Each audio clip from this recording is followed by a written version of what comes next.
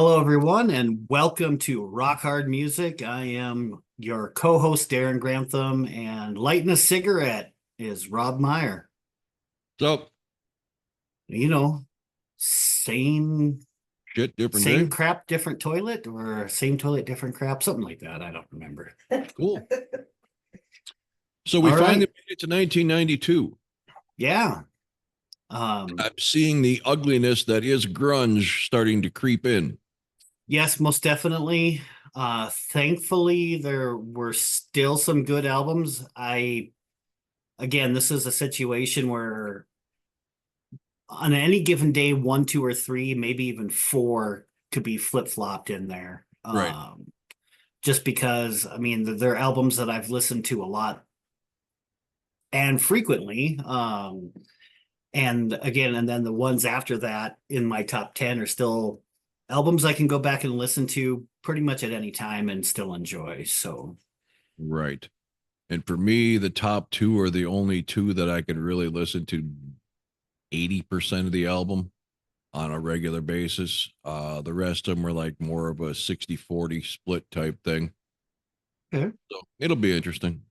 I seeing right now, I think I'm going to flip flop one anyway. So Yeah, I kind of end up doing that sometimes too. But I think I'm gonna leave it as is and let it ride. I think they kind of speak for themselves. And like I said, on any given day, those top three or four, they're interchangeable for me as far as uh, whether which one I would like more than yeah, the it other, depends on the if at mood. I all. mean, it may all be hair metal ish music, but a big misunderstanding by the non hair metal community is that it does not all sound the same. There are very different styles to hair metal. So it all just depends on your mood. Yeah, I agree. All right, starter off, you're number 10. All right, at number 10, this is a band that I had heard of. I probably would have heard some of the stuff. Not that I would have remembered the names of the songs, but having dug in deep for this year, I listened to a lot of stuff that I probably didn't give too much of a chance of back in the day. But I felt comfortable enough to slot them in at number 10, even over some of them that I slid down into the honorable mentions. But I went with the debut album from Saints and Sinners. I don't think I've ever heard that.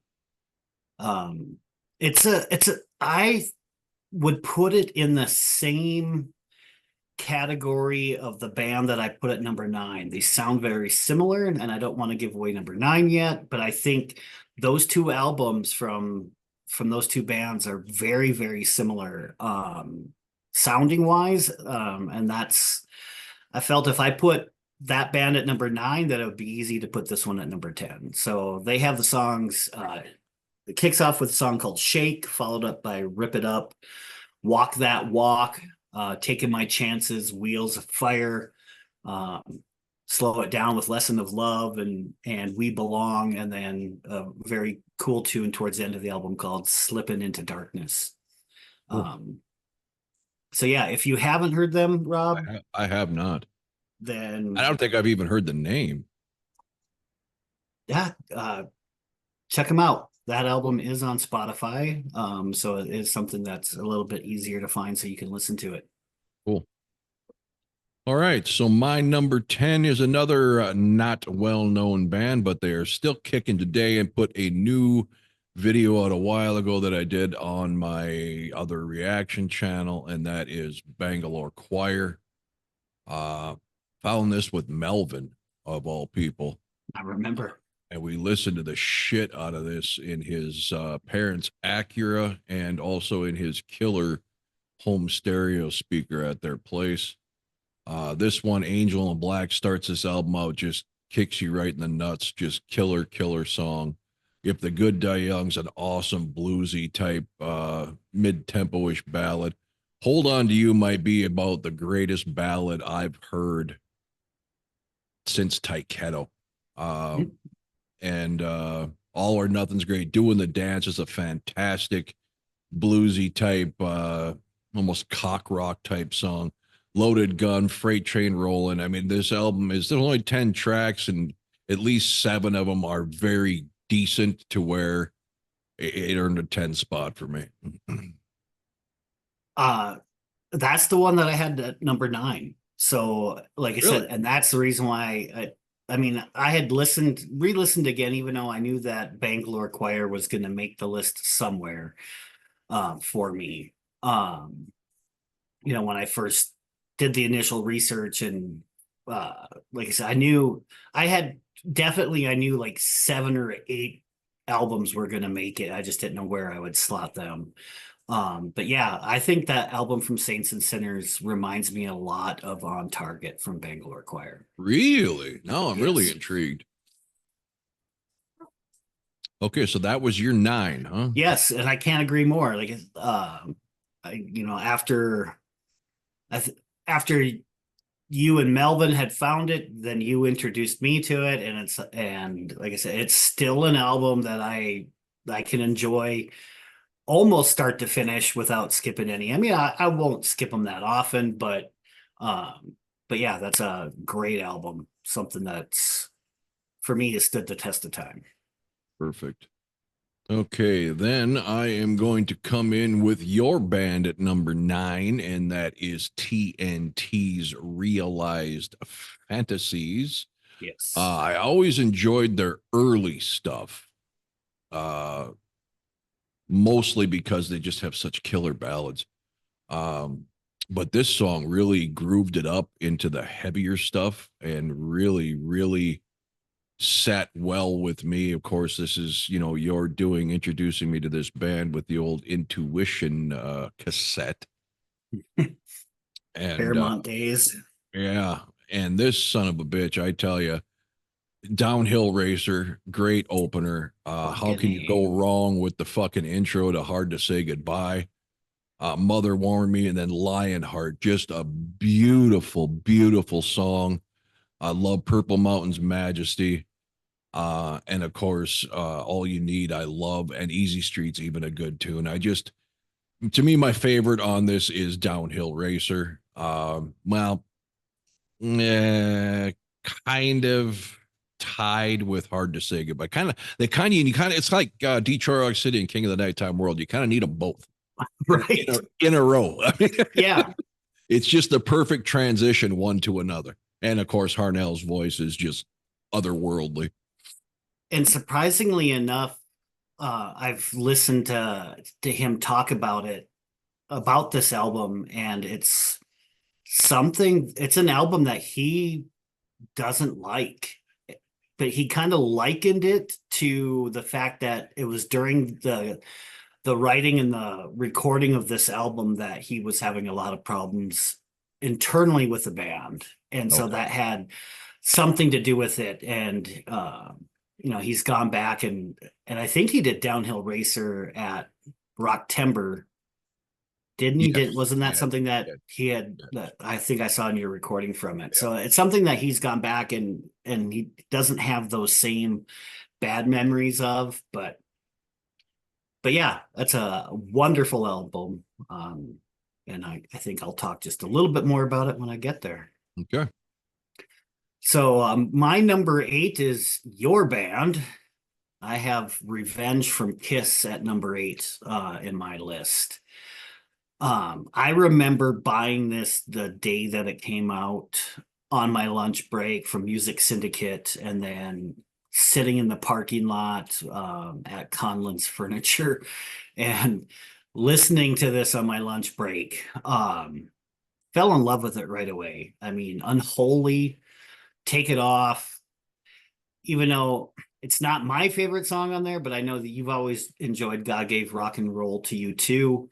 Domino, Heart of Chrome, a very, I mean, Gene's Thou Shalt Not. I freaking love that fucking song.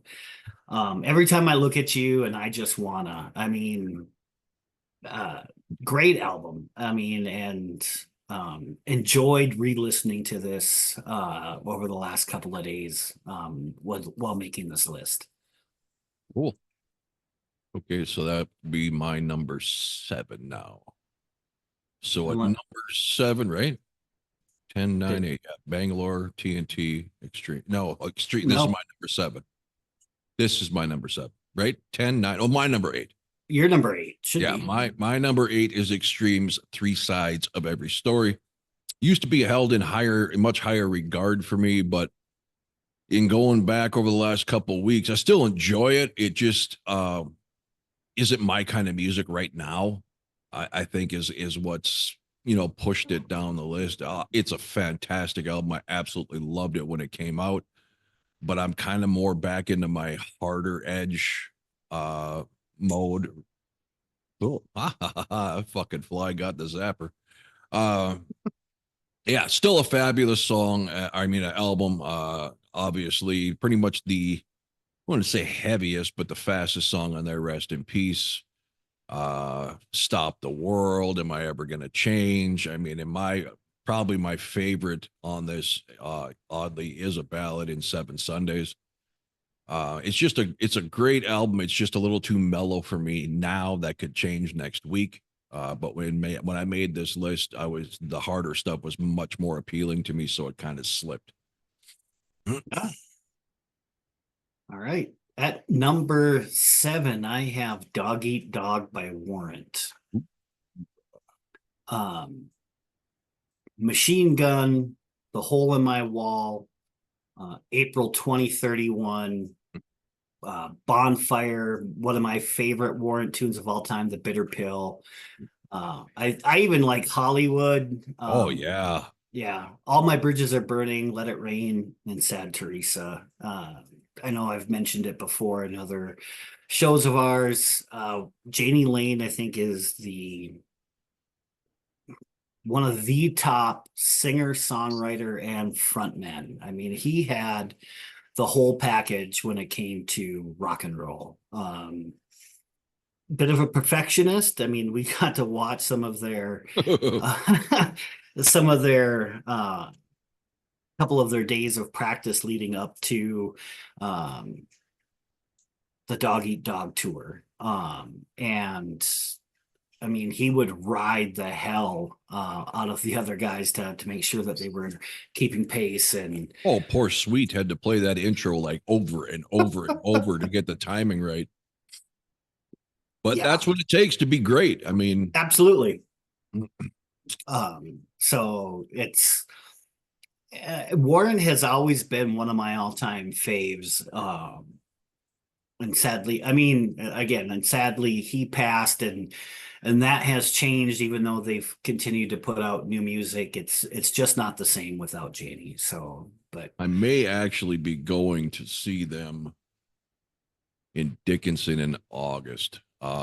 Same scenario as when I saw Kicks a couple years ago, outdoor street dance free.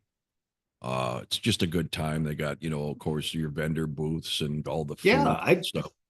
I would It's still kind of, check him out. I yeah, I mean, mean, it would it's stop me still, from going to see, especially if the no, show is free. it's still great Warrant tunes. It's still pretty much, I don't know if Sweet's in it anymore, I but it's think he still, is. is he? 'Cause I know it's still Allen and Turner and Dixon and Donner and Blitzen.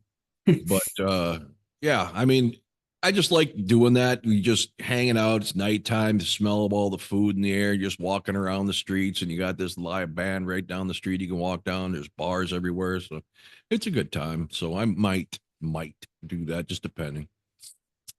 So my number 7, yeah, Lucky 7. Sleazebee's Power Tool, the lesser of the albums that I like. However, this was my first experience with them, even though it was the later album. The intro appetizer right into Raise a Little Hell, and Raise a Little Hell is such a killer goddamn song. I love watch that Agreed. video. I love dance. I don't want to live great without you, of course, is the whole thing. Great ballad, very choir boys ish. Mm. And Fuel to the Fire and What's That Smell? And of course, it's Darren. So it's a decent album. It's not as good as their previous album, right? Previous, yeah. Yes. But still strong enough to get it up to number 7. Awesome. That's definitely an album that I had listened to again. Really thought about putting that in the top 10 as well, but just fell out. At number 6 for me, I have this is where I had TNT's Realized Fantasies. Again, I've been a big fan of TNT. Obviously, the first album that I had ever listened to was Intuition, and then had gone back into their earlier stuff. Enjoyed most of that, and then when Realized Fantasies came out, again, it was kind of a change, like you had said. It's a little bit harder than their previous stuff. Um, Again, Downhill Racer. I know you talked about it. It's a phenomenal song, and it's a killer intro tune to this album.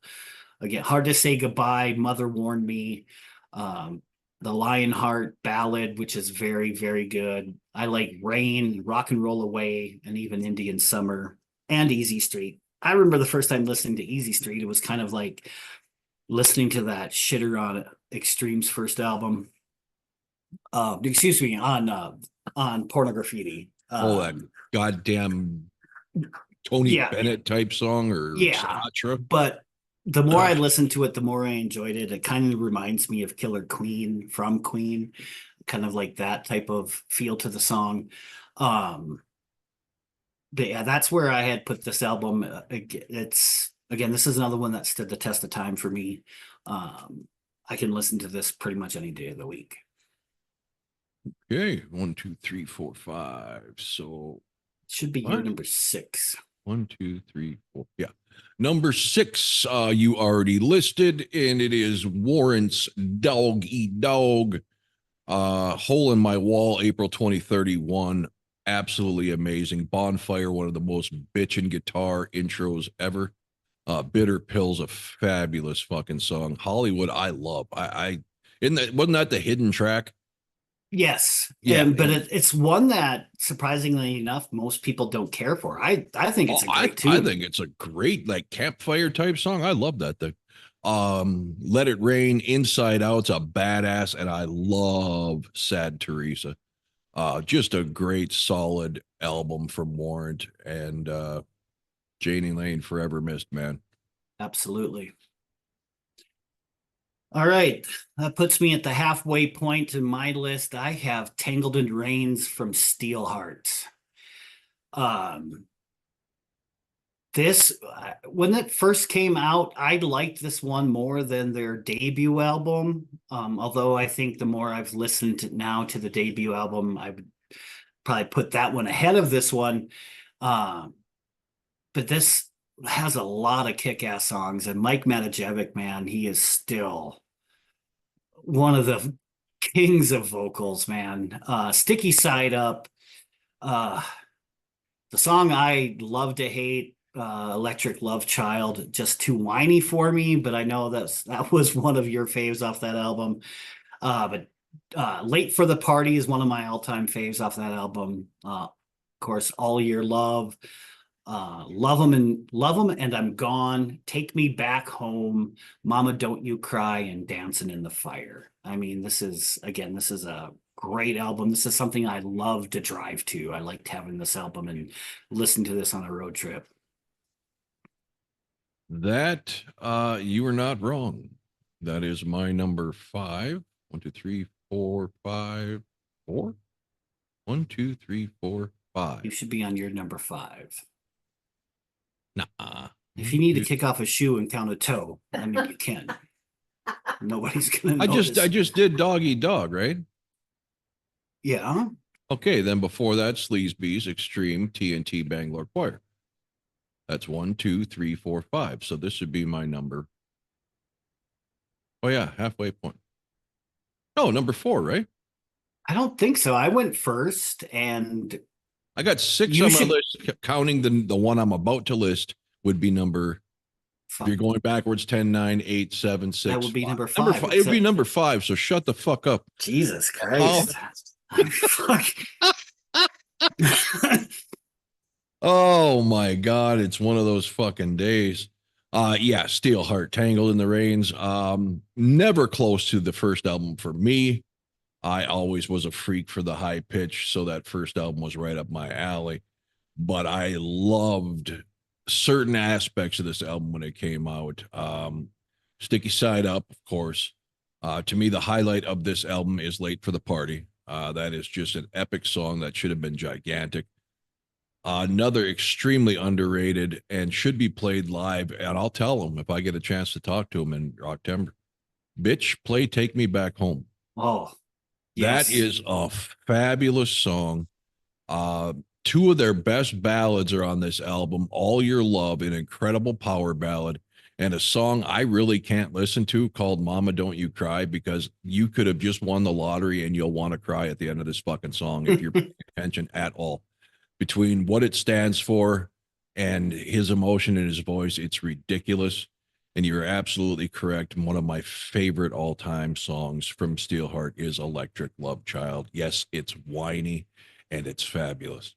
And you're never going to hear me say that. I hate whiny music, but there's something about that fucking bass through the whole thing and the guitar doing the muting. It just fucking works and it just speaks to me. Love it. That's All it. right. Number 4. And again, now we're getting into the area in which any one of these could change in a moment's notice. They're interchangeable for me. That's how much I love these next 4 albums. But I have the sophomore effort from Trickster. I have Here at number 4. This album, I don't think there's a weak song in it.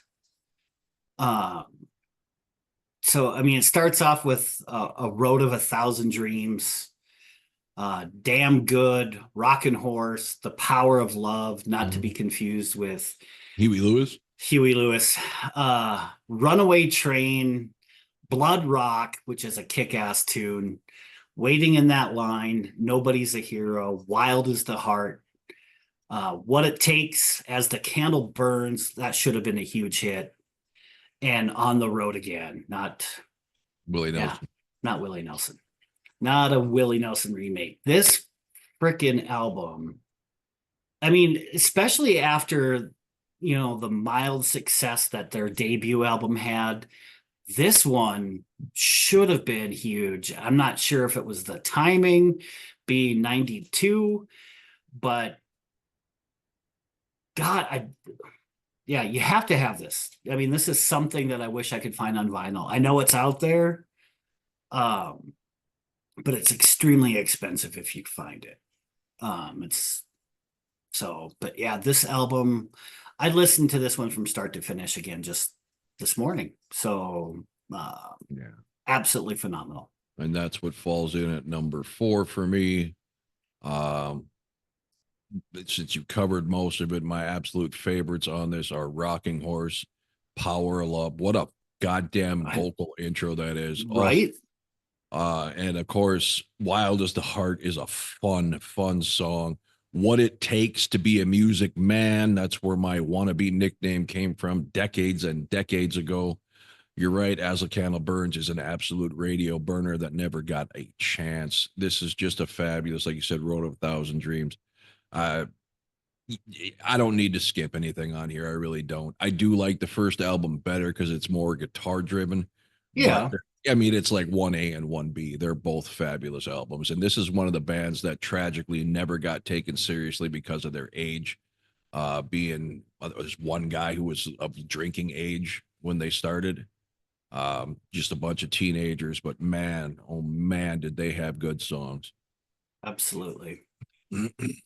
All right. So at number 3, you've already talked about this one. This is where I put Extreme's 3 Sides to Every Story. You are correct. This is more laid back, a little bit more mellow than their first 2 albums by far. But Warheads and Rest in Peace, great at the top of this album. Color Me Blind, Cupid's Dead, Peacemaker Die, the awesome song like you talked about, 7 Sundays, Tragic Comic, and then the run out of the 3 Stop, or excuse me, Got It, or Everything Under the Sun 1, 2, and 3. Yep. One of my favorites on there is Stop the World. Um, so again, Extreme being one of my all-time faves, it was tough for me to slot it in at number 3. I just think too much of my top 2 albums to put that any higher. Okay. So my number 3 is Kiss Revenge. To me, probably the greatest Gene Simmons song of all time, sets the whole tone for this album. Return to heavy Kiss, the evil look, having a blonde drummer for the first time. I mean, it just everything about this album was basically tied up in this song and video. Unholy. Take It Off's a decent song. Tough Love's decent. Spit's a piece of shit. I used to enjoy God Gave Rock and Roll too. I don't ever want to hear it again. Domino, I always hated. But Heart of Chrome, Thou Shall Not, Every Time I Look at You, Paralyzed, and I Just Wanna are all top-notch songs. Car Jam bores me to death because I'm not an instrumental guy. So not as great as the Kiss community deemed it to be, in my opinion, a bit overrated. But at one time, honestly, it was considered one of my top 2 or 3 Kiss albums. It is not anymore. But a definite strong performance from Kiss, just not good enough. Funny side note on the song Spit. That song was, well, it was in one of the movies that Gene Simmons was in. I'm not going to remember the name of the movie, but he plays some sort of transvestite singer. He played, that was Wanted Dead or Alive or something like that. But that was way before Revenge came out. Exactly. And as they are going into the bar where he is like on stage dressed as a woman, that's the song he's singing. By him. Wait, by him in that movie. Wow. And I didn't realize that until, again, Revenge had come out. I heard the song on Revenge, and then a year or so later, I'm watching this movie with Gene Simmons in it, and it's like, oh my God, that song is on Revenge. And if I'm not mistaken, it was even on one of your bootlegs from the stuff in the 70s. So he has had that song written for a very, very long time, and somehow it didn't make an album until Revenge. And it's not very good. And it still should have. The movie is Never Too Young to Die. Okay. But yes. So even if you can find just a snippet of that part of the movie, that's where I saw it. And it's like, I can't believe it. It's how old that song was, because I don't know what year that came out, but it was hell of a long time before 1992. Long time ago. All right. Okay, so that brings me to number 2. Me to number 2. What did I just do? You did your number 3. I did. Okay, number 3. Yeah, that's right. All right. So number 2, I have Double Eclipse from Hardline. This was their first album, and by far, in my opinion, their best. I mean, after this, Neil Schon, or Sean, however you want to pronounce it, had left the band. But Christ Almighty, this album is fucking top notch. Life's a Bitch, Dr. Love, Rhythm from a Red Car, Change of Heart, Taking Me Down, Hot Cherie, Bad Taste, which Rob leaves in everybody's mouth, Can't Find My Way, I'll Be There, and In the Hands of Time. Just, again, I had to buy this on vinyl. They had no business being this good. No, I mean, for a pop rock. I mean, Johnny Gioli, was it Johnny, the singer? Because the Gioli brothers were in it. One was the drummer, one was the singer. Freaking phenomenal. I mean, yeah, this album should have made them a shitload of money. Yeah. All right. So my number 2, I have a feeling, is your number 1. And that is going to be Wild Sides, Under the Influence. I believe this is one you introduced me to. Correct. And there ain't a shitter in the bunch here. Hang on Lucy, awesome starter. Oh, Monkey See, Monkey Do, even better than Danger's version, which is not a copy. They just happen to have the same name, but this song, the harmony and the melody in this song looks like love, same thing. Hair of the Dog, Jesus Christ. Kiss This Love Goodbye. Drunken Man's Blues is okay. So Far Away, absolutely epic song. Just Another Night. And how about Lad and Sin? One of I the fucking most love that. heavy, badass songs I've ever heard. How Many Lies? Heart and Soul's okay. And Clock Strikes. What a way to Clock fucking strikes. I end this. know that. My God, how this band didn't do anything and then came out with that piece of crap grunge Oh, album. yeah. I don't understand. You want to talk about two completely opposite ends of the spectrum, people. If you haven't heard this band, listen to this album and their follow-up album. I don't even remember the fucking name. It's got an ugly orange lizard on it or some shit like that. But this album, wow, is amazing. I Yeah, I couldn't agree more, and that is where I put them in my list is at number one. Again, I could have easily I put just wish Hardline it was there. produced better so I could crank it up. It's got such poor production that it really doesn't sound great blasting on a stereo. I wish they'd have just done it a little I think differently. they've I think it's been remastered and they released it. Really? Okay. Yes. So um but yeah, I mean, I couldn't agree more. I mean, this whole freaking album, I know I wore it out. But yeah, Hang On Lucy, what a phenomenal introduction or first song on the album, right? So Far Away, Just Another Night, Lad and Sin. Fuck, that's so fucking good. How Many Lies, Hair of the Dog, Kiss This Love Goodbye, and like you said, it ends with Clock Strikes. Such a freaking hard and awesome tune. Um, Again, this should have made them. In my opinion, this album is better than anything that Motley Crue has ever put out. Absolutely. And I'd go as far as saying this album and my number one, which was your number two. No secret, you knew that. These two albums that we're putting one and two are better, in my opinion, than Hysteria from Def Leppard and Slippery When Wet from Bon Jovi. Two of the biggest selling and most memorable and glorified albums from the hair metal era. These two albums are absolutely better. I agree. And I want to go on record right now to say that I introduced you to Hardline too. Yes. However, the way the story is remembered in my mind is that I bought this album shortly after it came out. I really liked it. And then I I did let not. Dickhead here talk me out of liking it. Or at least I wouldn't listen to it anymore because he fucking hated it. He shit on it.